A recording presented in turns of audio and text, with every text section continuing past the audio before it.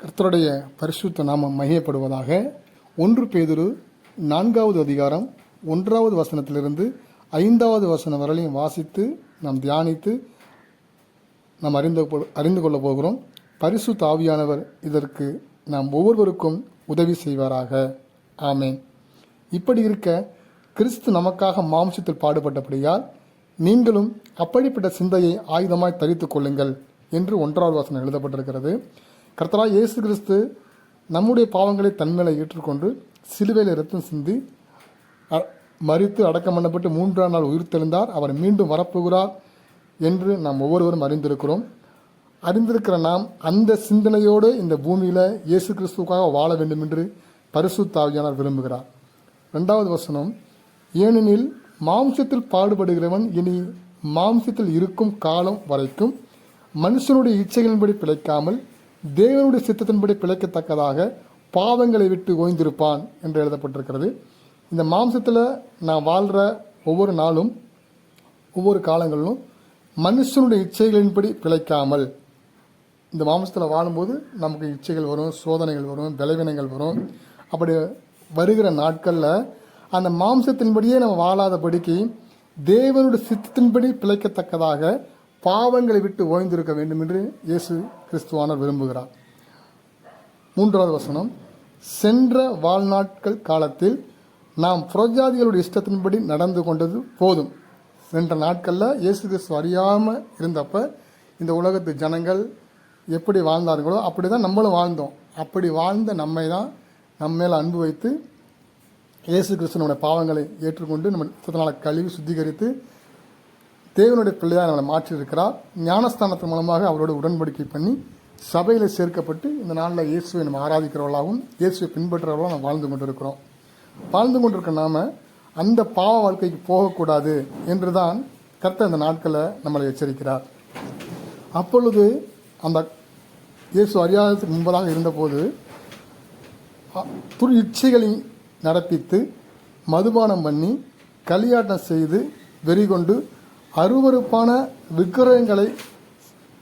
விக்கிரக ஆராதனை செய்து வந்தோம் என்று எழுதப்பட்டிருக்கிறது. இப்படி தான் நம்ம வாழ்ந்தோம்.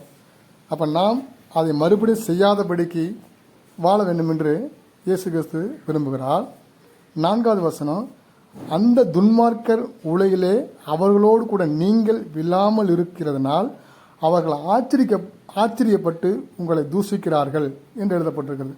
பாருங்கள், நம்ம துன்மார்க்கத்தை தான் வாழ்ந்தோம். துன்மார்க்கத்தில் வாழ்ந்த நம்மளை தான் இயேசு கிருபையினால் ரட்சித்து அவருடைய பிள்ளையாய் மாற்றி சபையில் சேர்த்து நம்மளை கரம் பிடித்து நடத்தி வந்திருக்கிறார்.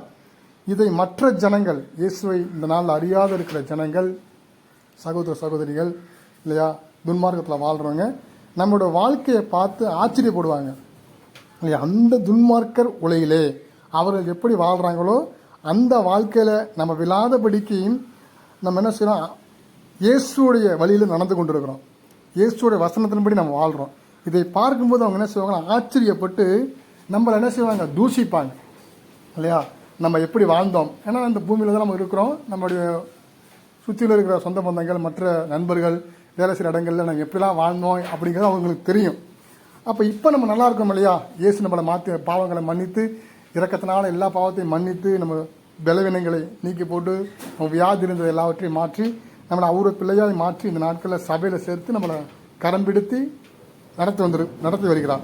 இதை பார்த்தோன்னே அவங்களுக்கு ஆச்சரியப்படுவாங்க, எப்படி இவங்க பாவத்தில் இருந்தாங்க, இன்னைக்கு ஏசுன்ட்டு போகிறாங்களே அப்படின்னு ஆச்சரியப்பட்டு என்ன செய்வாங்க, நம்மளை தூஷிப்பாங்களாம். அப்போ இந்த தூஷணமான வார்த்தைகள்லாம் நமக்கு வரும். இயேசுவை பின்பற்றுற நமக்கு, சபைக்கு போகிற நமக்கு, குடும்பத்தை சரியாக நடத்துகிற நமக்கு, வேலை ஸ்தலத்தில் உண்மையாக இருக்கிற நமக்கு, மற்றவர்கள் மூலமாக நமக்கு தூஷணமான வார்த்தைகள், சோதனைகள், பலவிதமான காரியங்கள் நமக்கு நேராக வரும். அப்படி வரும்போது நாம் சோர்ந்து போகாதபடிக்கு இயேசு எனக்காக மரித்து உயிர்த்தெழுந்தார், அந்த இயேசுடைய பாடுகளை நம்ம என்ன செய்யணும், நினைத்து ஒவ்வொரு நாளும் நினைத்து அதை தியானித்து நம்ம அந்த இயேசுடைய பாடுகளை ஆயுதமாய் தரித்து கொண்டு இந்த பூமியில் இயேசுக்கு சாட்சியாய் வாழ வேண்டும் என்று தான் பரிசுத்த ஆவியானவர் விரும்புகிறார். 5வது வசனம் கூடிய எழுதப்பட்டிருக்கிறது, உயிரோடு இருக்கிறவர்களுக்கும் மரித்தோர்களுக்கும் நியாய தீர்ப்பு கொடுக்க ஆயத்தமாக இருக்கிறவருக்கு அவர்கள் கணக்கு ஒப்புவிப்பார்கள் எழுதப்பட்டிருக்கிறது. பாருங்கள், கடைசி நாட்களில் ஒவ்வொரு மனுஷனும் என்ன செய்யணும்? தேவ சமூகத்தில் போய் கணக்கு ஒப்புவிக்கப்பட வேண்டும். இப்படி நம்மளை தூசிக்கிறாங்க பார்த்தீங்களா? தூசிக்கிறவர்களுக்கு நியாய தீர்ப்பு நாள் என்று ஒன்று வைக்கப்பட்டிருக்கிறது.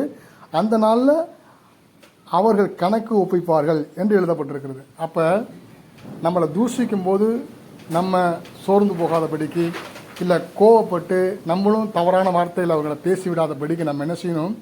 அமைதலுள்ள ஜீவனம் அந்த பூமியில் வாழணும். அவர் இயேசுக்காக இயேசு சிலுவையின் மரண பரியந்தம் தன்னை கீழ்ப்படிந்து எல்லாவற்றையும் சகித்து தன்னை தாழ்த்தி இந்த பூமியில் வாழ்ந்தார் என்று பிலிப்பியில் நம்ம வாசிக்கிறோம்.